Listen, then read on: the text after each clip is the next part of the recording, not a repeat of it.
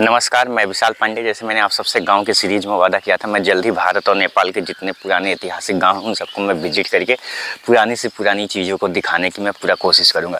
फ़िलहाल अभी मैं जो ये गांव है ये एक नेपाल का गांव है और इस जो गांव का नाम है वो गंगारामपुर है और इस बिहाफ पे हम सीरीज को आगे बढ़ा रहे हैं। ये गाँव देखिए सुबह का ही समय है, बस लोग अभी उठ ही रहे हैं, 6-7 बज रहे हैं करीबन।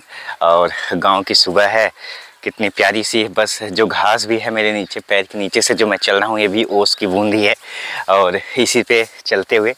और मैंने ये भी आप सबसे वादा किया था कि मैं लगभग भारत नेपाल के 100 से ज़्यादा गाँव तक मैं जाऊँगा और वहाँ के देसी कल्चर, देसी लोग, इन सबको दिखाने का मैं पूरी कोशिश करूँगा। फ़िलहाल अभी जो मैं हूँ ये गंगारामपुर है, ये नेपाल का एक बहुत ही प्यारा सा गाँव है और सुबह का समय है और बस लोग उठ रहे हैं। बस वो रेस हो के उसके बाद अपनी गाय बच्चे जो हैं उन सबको बांधेंगे और फिर अपने रोज़गार के कामों में लग जाएंगे। फ़िलहाल इनका जो काम होता है वो डेली बेस पे ही होता है, मतलब अपना दिहाड़ी मजदूरी का ही काम है।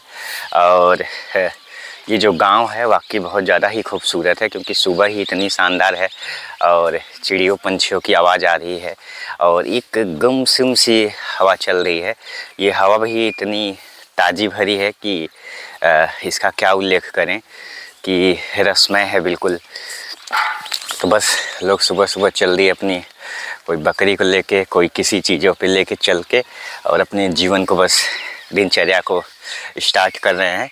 हमारे इस गांव के सीरीज़ में लगभग हम भारत के उत्तराखंड से सिक्किम तक की यात्रा पूरा करेंगे और जिसमें हम अभी फ़िलहाल मैदानी गांव में हैं। आगे चल के हम कुछ पहाड़ी भी गांव को हम विजिट करेंगे और उस गांव को भी हम दिखाएंगे कि वहां का देसी कल्चर, देसी लोग कैसे जीवन आज भी व्यतीत करते हैं।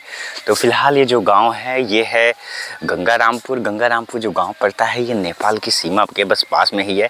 इस गांव की बड़ी खूबसूरती है कि आज भी देसी कल्चर, देसी लोग, देसी रहन सहन, देसी कामकाज, इन सबको बड़ी आसानी से देखा जा सकता है। और सुबह का समय है और बस मैं निकल आया कि चलिए बस एक वीडियो बनाया जाए, ब्लॉग्स उन दर्शकों के लिए जो देखना चाहते हैं। मेरे से काफ़ी लोगों ने ये भी जिक्र किया कि आप यूट्यूब करिए। हम कहे ठीक है, जो है अच्छी बात है, हम ज़रूर करेंगे। लेकिन फ़िलहाल हम जो ये काम कर रहे हैं इसमें व्यक्तिगत हमारा कोई आय का मकसद नहीं है कि मैं इनकम जनरेट करूं या कुछ करूं। ये मैं बस आनंद के लिए कर रहा हूं और जीवन में जब आनंद हो तो उससे बड़ी चीज़ कुछ भी नहीं होता। तो फिलहाल ये जो मेरा काम है मैं इस काम को आनंद के लिए ही कर रहा हूं।